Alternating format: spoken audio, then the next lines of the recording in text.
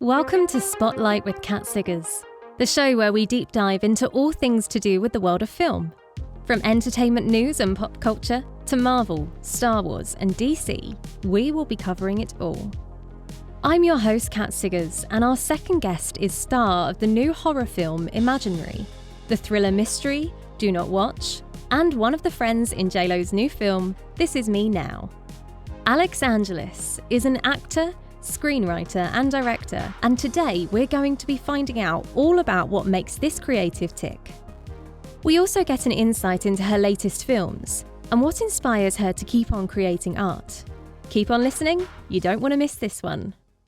Alix, thank you so much for joining me today. I mean, of course we're going to get on to the kind of bigger stuff that you're in right now, like the horror film Imaginary, the mystery thriller Do Not Watch, and the kind of 180 spin from that to JLo's new film, This Is Me Now. But here on Spotlight with Kat Siggers, we absolutely love to take a deep dive into what actually makes a creative a creative, right? So I would love to know, how did you get into the industry? So it's kind of a funny pathway because my family are not artists. We lived on a farm, a small horse and cow farm, and my grandparents had these VHS tapes of Rodgers and Hammerstein musicals. The cable company didn't even come out this far, so that was like all we had. And my sister and I would, emulate that kind of vibe and put on plays and musicals for our family. And so we just kind of loved it. And then in real life, I was really shy. So my mom put me in theater camp when I was a kid to get me out of my shell. And unfortunately for her, I loved it. And I became an artist. And she was like, oops, I didn't mean to do that. But she's very supportive, and my whole family is. And so theater was my first love. And it was a pretty organic transition from theater to film and television, because I did a show with a theater company who's an amazing theater company, Not Man Apart, and right out of NYU. Like immediately after graduating, I went to LA to do this show. Ironically, going from New York to LA to do theater, but there I was. And that is strange. Yeah. But we like toured in the UK and did. Ooh, where did you come to? We went to the Edinburgh Fringe, and then brilliant. What? I said brilliant. I love the Fringe. Oh yeah, I love it too. I have to go back, but and then London, and then we were touring a little bit around the United States, but ended up back in LA, and I booked a project, and I got an agent, and I was really lucky in that way. And I just kind of stayed in LA, and there you go. Never left. Yeah. So, you're an all-round creative, in my personal opinion, because you're an actor, a director, a screenwriter, and you have a production company, Bad Cake Films. I mean, you do it all. You really, really do. Yes. The Bad Cake Films, my husband and I produce our own content. What kind of content do you produce? We've done short films and music videos and some documentary stuff. Fantastic. Did you do your short film Burying Amber through your production company? Amazing. Yeah. And really heavily involved in that entire film then? That was your baby? Yes. I wrote it, directed it, starred in it. Yeah. And it was filmed on our farm. Oh, no way. Yeah. It was kind of one of those things where I have a lot of dreams set on the farm. And so it was like this story that had been rolling around in my head for years. And it was a dream come true to film something there. Yeah, definitely. I mean, that must be so nice to go back to where you grew up, essentially, and go, well, I do this now, I'm going to make a film. Yeah, worlds collide. They definitely do. But do you know what I really loved about that film was the fact that, because in the film, right, you're in a relationship, or your ex is a woman, Yeah. right? But it's never mentioned, and it's never a big thing. It's just like normal, and that's how I feel like LGBTQ plus relationships should be shown on TV and film, because they are just normal. Was it important for you to have that aspect in the film? You know, it honestly just came out that way. She was with a woman, and yeah, of course it was lovely that I was able to portray that in that way that you described, where it's not just about the struggle or, you know, just like about that. It was about just the relationship between them. And it was important to me to portray it like that. But I didn't set out to say, I'm going to make a LGBTQ story. Yeah, of course. Yeah. But that's what I love about it. It's just, it so organically happened then. Yeah. Why did you decide to write that film in particular? I mean, it follows grief, heartbreak, and kind of like the sense of normality within all of that. Like, what kind of inspired you to write it? Well, it's exactly that. So I was actually talking to a friend of mine whose dog had just died. And he, while we were on the phone, was digging a grave for his dog, his beloved dog. And he was kind of like, yeah, this is a thing I have to do today. And I also have to get groceries and, go to a meeting. And I was just so struck and like heartbroken that's sometimes you have to do that on a day. Some days you have to dig a grave. And it's also kind of like a metaphor for, some days are just really hard, but you get on with it. And it's like amongst all the sort of mundane things that we have to do. And so, yeah, the normalcy of grief was what I wanted to explore. Yeah. Well, I'd say you nailed it. Thanks. It took me so by surprise. Like, when I was watching it, I was like, I don't really know where this is going. Yeah. Like, got to the end and I was like, hang on, the dog died. And she just buried the dog. And shit. I was like, it really was a very, very beautiful film. Thank you. But moving on to something sort of more exciting than that. Your twin sister, Chris, she's a singer, right? A musician. And you kind of collaborate with her. How is it working with her? Like, on the production side of it all? On the which side? Production side of it all. Oh, well, we have worked together a number of times as for music videos. And I mean, it's kind of funny because she is often running very last minute, and she's like, I need a music video, and I don't know, we'll just do something for this song. And I'm like, wait, what's the story? What's the like, what is interesting about this, and how are we going to make this like really compelling? And she'll come to me just kind of like for help, and then I'm like, wait, just let me do it. And I'm like, I'll come up with the whole storyline and the arc and the set design and everything. And then it kind of became official after the first couple, where it wasn't just an emergency. She was like, will you make this music video for me? I'm like, yes. So yeah, it's been really fun because obviously being so close with someone, you can avoid walking on eggshells and just be like, I don't like that. Or, I think we should do it this way, and then have arguments, but that aren't, harmful. Just like getting into the art of it. And I think that's super special to work with someone that's literally family.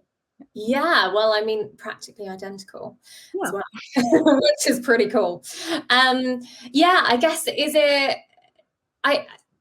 directing that you do for films then has really influenced the way then you do the music videos, if you like to have a story in there within that.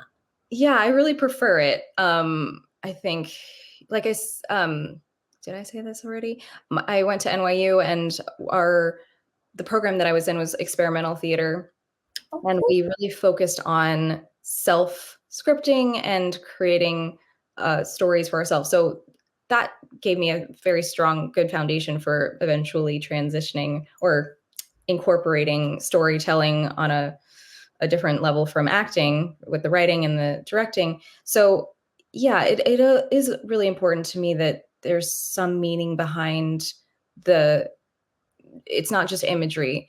There's like metaphor or an actual story arc or narrative. And that's just my jam. I love it. I'm right there with you, honestly. What's then your intention as like an artist? Like, what do you want to, like, if you could do anything, what would you want to give the world? Oh my Sorry, big question. Yeah. I mean, I think that it is kind of along the same lines as Bearing Amber.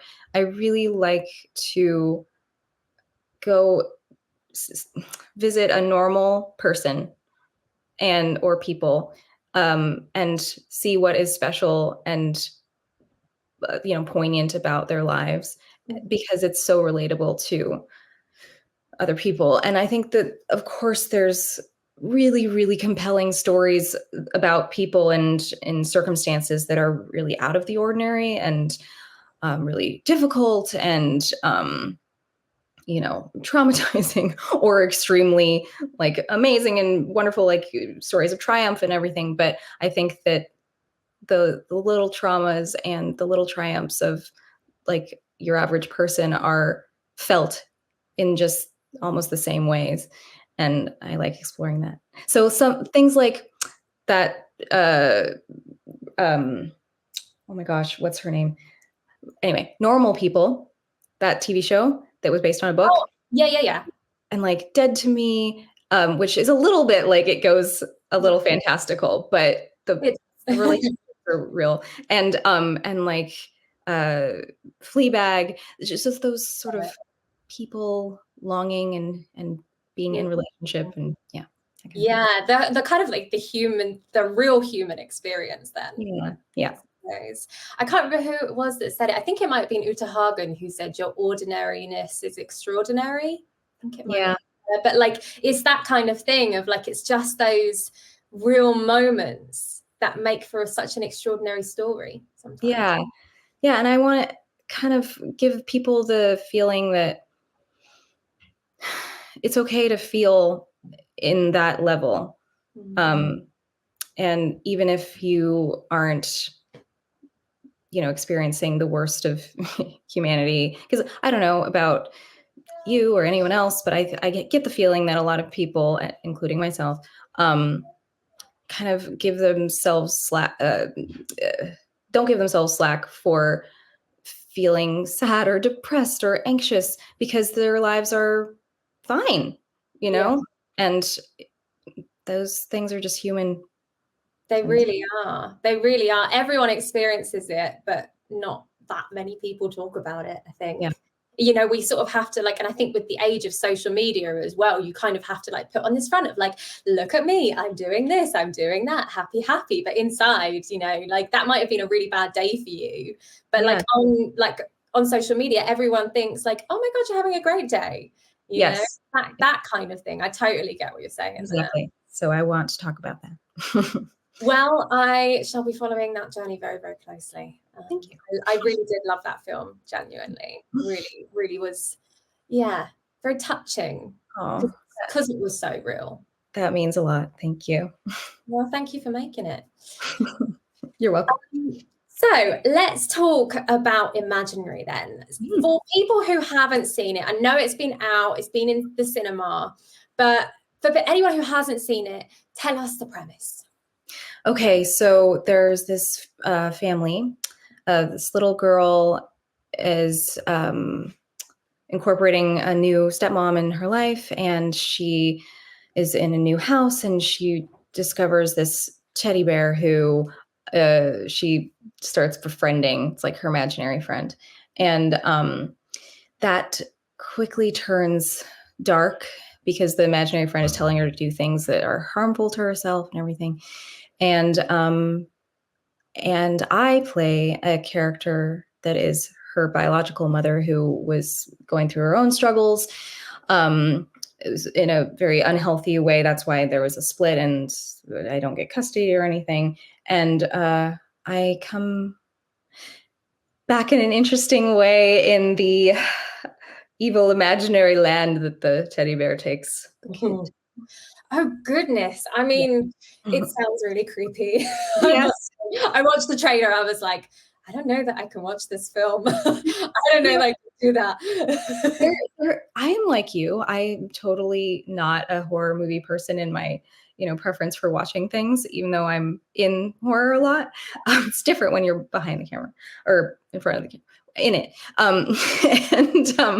But they have been saying, and I think it's true, that this is a good starter horror. I think that it is actually a lot more moving and emotional than scary. Oh, Yeah. okay. I mean, it's no. scary in the way that you're like, oh no, what's going to happen to these people, but not like in a, like you're going to have nightmares. You know what I mean? Well, that's comforting. Yeah. So is it, I mean, I'm gonna assume it's not scary working on a horror film. I've No. always wondered that. I'm always like if you're scared of horror, like does it kind of help you to like get over the fear of horror films because you know how they're made, and like is everyone just like joking on set and stuff?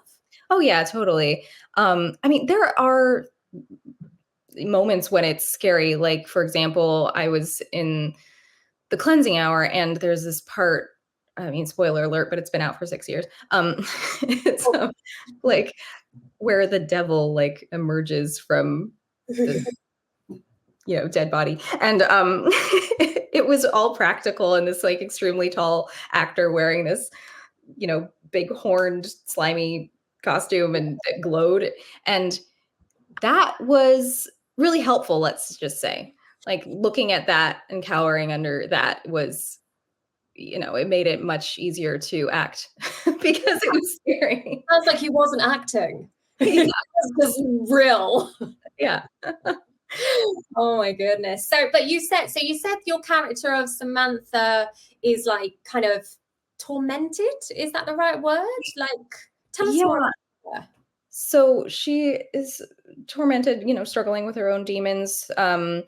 She turned to drugs and is like in some intense rehab. She actually like runs through the forest to get to her daughters because she feels the dark entity and she wants to protect them. And that actually, I was a very new mom at the time that we filmed that, and it certainly helped because I could definitely relate to that feeling of no matter what, I will get to. Yeah, that kind of maternal instinct just like kicks in. Yeah. Yeah.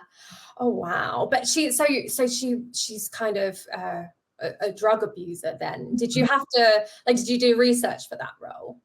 Yeah, I actually spoke with a friend of mine who is now a filmmaker and director in his own right. He did a movie with Anna Camp called From Black that my husband actually produced. But he was a cop before his film life. And so I asked him, like, what would a person, in withdrawal be behaving like, and what was appropriate, like what's the physicality? And so I really did some good research there, and he was super helpful with that. That's great. I mean, I'm sure that really helped you kind of get into the role, because if you've not been through that experience yourself, it's sometimes hard to go, okay, I'm just going to be this thing, and do it in an authentic way as well. Yeah. And I didn't want to just be, I don't know, whatever my version of strung out, like out of my brain would be. I wanted to like be authentic. So yeah, definitely. So another kind of, well, it's not necessarily a horror, it's a thriller, right? Do Not Watch. Yeah, it's in the same vein though. Yeah. Same vein. So now that has 3 different timelines and features found footage being edited by a post-production team in one of the timelines. What's your kind of role within the film, and like what's your kind of storyline, if we're allowed to know? Yeah. So I play the director. of the You had training for that because, you know. exactly. I play the director of the documentary that it's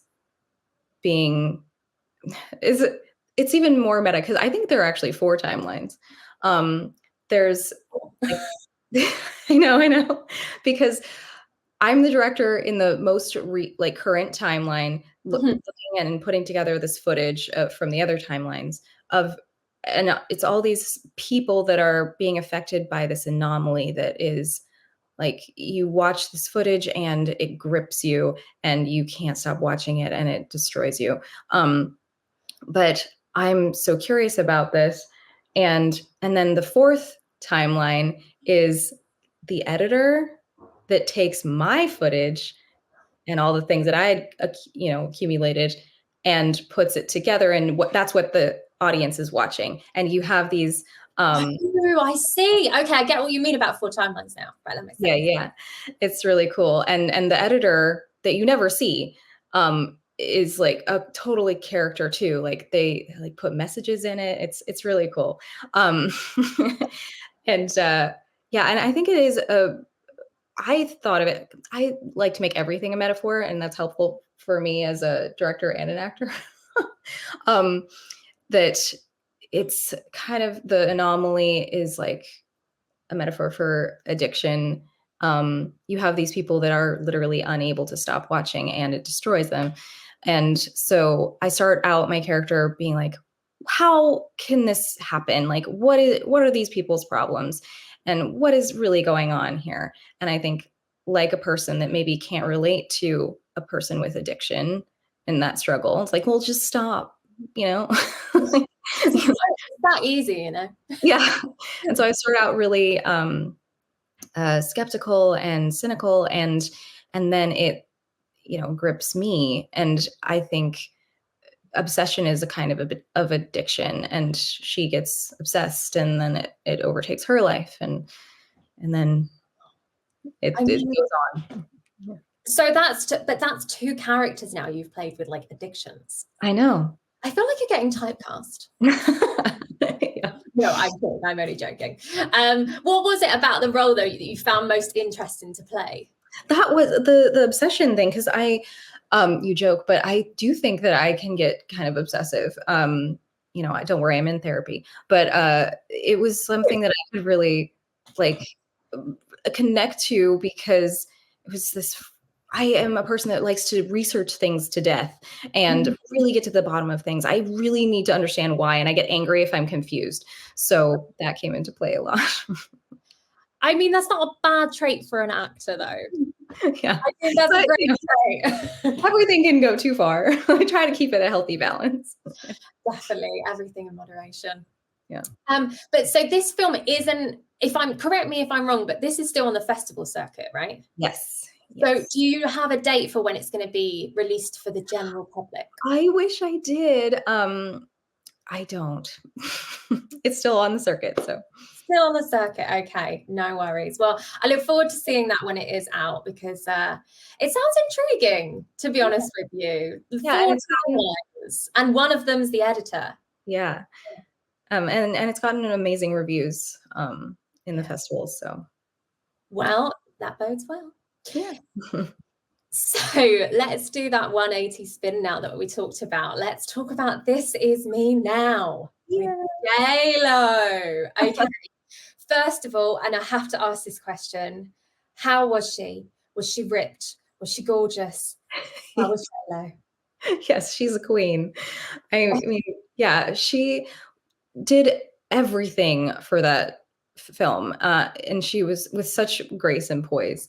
And it was just really inspiring as a person who is an actor, director, writer, to see that done in such a wonderful way. And that is definitely something to aspire to. And she had so many people that she, was dealing with on a day-to-day basis. Like, I don't know if you saw that there's a documentary like companion to the film. Oh, no, I've not seen that. I've seen the film, but not the documentary. It's called The Greatest Love Story Never Told. And anyway, you see her at one point, she's like picking out the consistency of the mud that is, like in one of the music videos. And it's just like every single detail. And yeah, and she was so graceful and so inclusive with everyone. At least, the cast was, I felt, even though it was a supporting role, I felt like she took the time to, give us exactly what our role in the story was and talk to us about that and like what it all meant. And it wasn't just like, I felt really a part of it. So to be a collaborator on something that large in scope and that personal was really special. Yeah. Sounds amazing. Yeah. To be a part of that. I mean, the film was amazing, but it sounds like she was like a genuinely great person to like collaborate with and work with, which is always good, especially when you're someone of, that caliber. It's good to hear that they're actually down to earth still, like they've still got their feet on the ground, which is awesome. Yeah. So let's move on to your character now. You didn't necessarily have a name in the film, but you were called the Quiet One. Yes. How was that to like connect with that character, but not have a character name? Oh, I don't know. I didn't really come into it, I guess. But it was just funny because when I auditioned, it was a self-taped, and I actually auditioned for 4 of the Friends. I think Which ones did you audition for? The Cynic, the Idealist, and the Realist. Oh. And then I did the Quiet One, and then when my manager called and was like, "You got the Quiet One," and I was like, "Oh, of course I did," because I'm actually pretty reserved and introverted, in the Quiet One in real life, so it made sense. But I think, and what I got from feedback from Jennifer actually was saying that I brought something funny to the Quiet One, and maybe other actors had just been more quiet. Yeah. But it was well, because I was gonna say, like, there's the scene in the wedding where you're like stealing things, and like when you get to the mic, you're like, and then the music comes on, and like that was all like you honestly have great comedy bones. So I'm gonna assume that it wasn't written necessarily that way, but that's what you brought to it. Yeah. And I mean, I think that it was written in a way that inspired me to do that. So I think maybe there was some of that DNA there, but yeah, I think that often the person that is the quiet one is just like bursting like at the seams, like at least in my experience as a quiet person in real life, like I have so much that I want to say, and so such a strong point of view, and it's just that I'm a little scared to put myself out there. So that's what I emphasized in her. Yeah, because I mean, like your first line is like, "We think you're a sex addict," like, and that's huge, like for not having any lines and then having this like kind of like that drops. It's like, mic drops, like, oh, it's like picks you up as an audience member for sure. Yeah.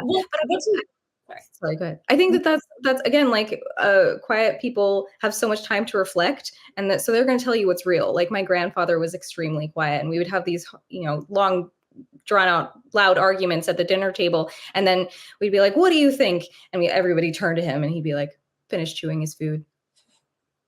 No. And I was like, that was the end of it. I was like, okay, everyone trusts you. It's true though, like sometimes you just have to sit back and watch, and then love that. That's nice though as well, that you got to like take inspiration from your grandfather as well. What do you think your character represented within the film? Well, I know for a fact that she was kind of the essence of Jennifer's long-term manager, Elaine. And because I met her several times, and she was like, "You're playing me." Like every time I was like, You're doing so great. You're me.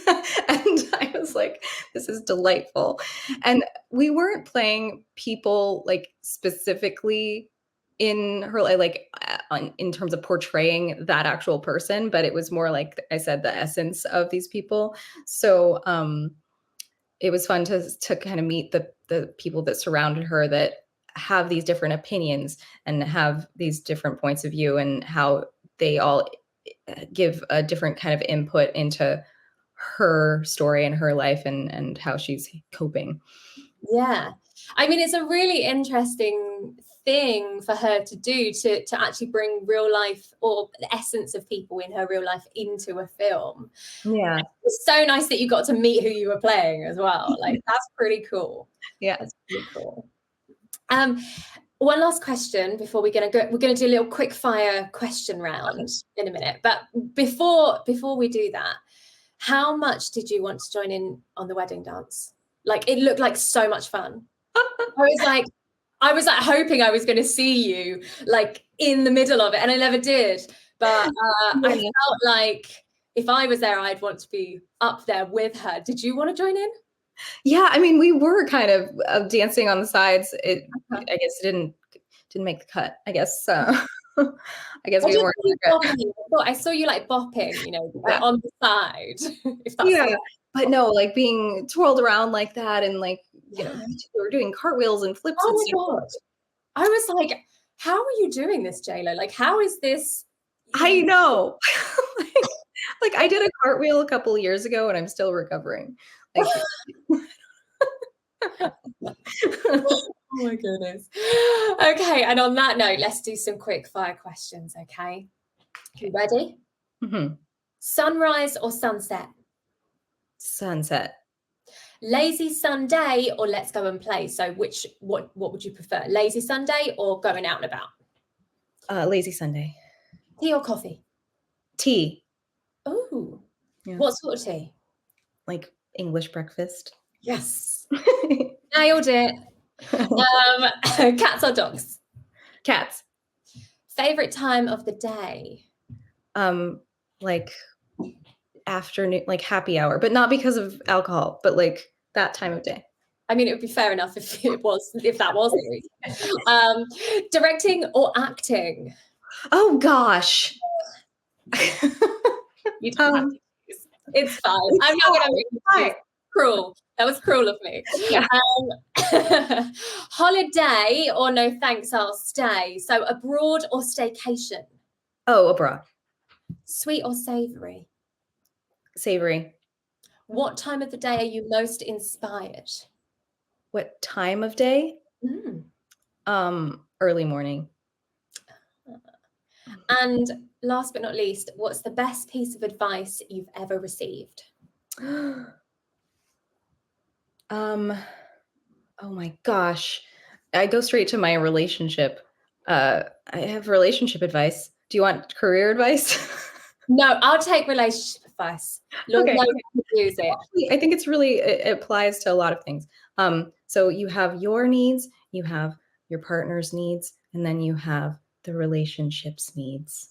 And I think I will segue into the creative endeavors, because I think that being an auteur is all well and good, but film is a collaborative medium, and so you have all these people with their own needs and wants and points of view, but then you have the art. Oh my God! Thank you. What does the art need? Yeah.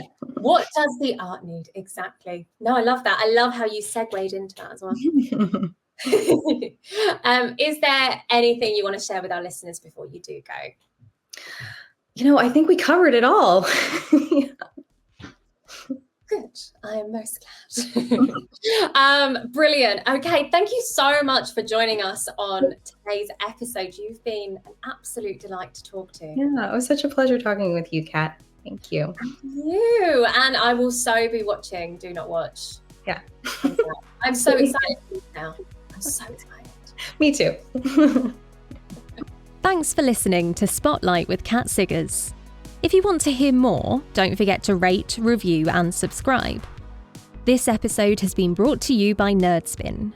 Join our Patreon community to support our show.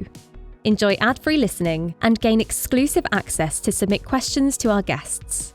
Thanks for listening. I've been your host, Kat Siggers. Until next time, you lovely lot. Over and out.